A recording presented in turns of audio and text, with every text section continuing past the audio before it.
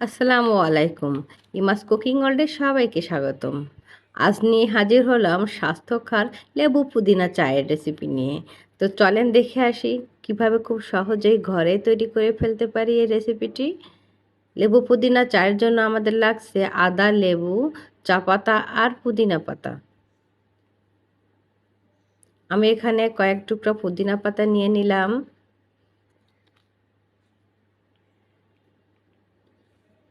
পুদিনা পাতা আমাদের দেহের জন্য খুবই উপকারী।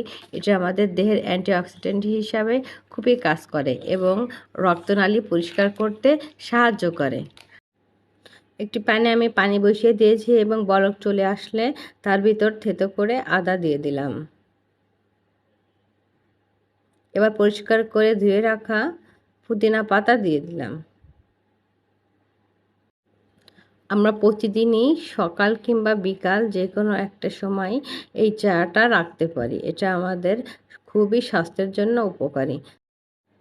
ডায়াবেটিস থেকে শুরু করে যে কোনো রোগী এই চাটা পান করতে পারেন। পুদিনার রসটা ভালোভাবে বের হয়ে আসার জন্য আমি একটি ঢাকনা দিয়ে ঢেকে দেবো। 3 মিনিট ফোটানোর পরে পুদিনা পাতা থেকে আমার সুন্দর একটি রং চলে এসেছে। তাহলে বুঝতে পারলাম পুদিনার রসটা খুব ভালোভাবে বের হয়ে এসেছে। এবার আমি এর ভিতরে দিয়ে দেব চা পাতি। আপনারা আপনাদের পছন্দ ব্র্যান্ডের চা পাতা দিতে পারেন। তবে চা পাতা দিয়ে কিন্তু বেশিক্ষণ ফোটানো যাবে না, কারণ এতে চায়ের গুণাগুণটা নষ্ট হয়ে যাবে। আমি চা পাতা দিয়েই চুলাটা অফ করে ঢাকা দিয়ে রেখেছিলাম। চাটা আমার রেডি হয়ে গেছে। এবার পরিবেশনের পালা। আমি একটি চায়ের কাপে চিনি নিয়ে নিলাম। আপনারা যারা চিনি না খান তারা বাদ দিতে পারেন এবং সাথে দিয়ে দিলাম লেবুর রস। এবার চা পাতিটা ঢেলে দিচ্ছি। এই চায়ের গুণাগুণ বলে শেষ করে পারা যাবে না। আপনারা সকাল কিংবা বিকাল যে কোনো একটা সময়ে প্রতিদিনই এই চাটা পান করবেন। আপনাদের নিজেদের কাছে খুবই ভালো লাগবে।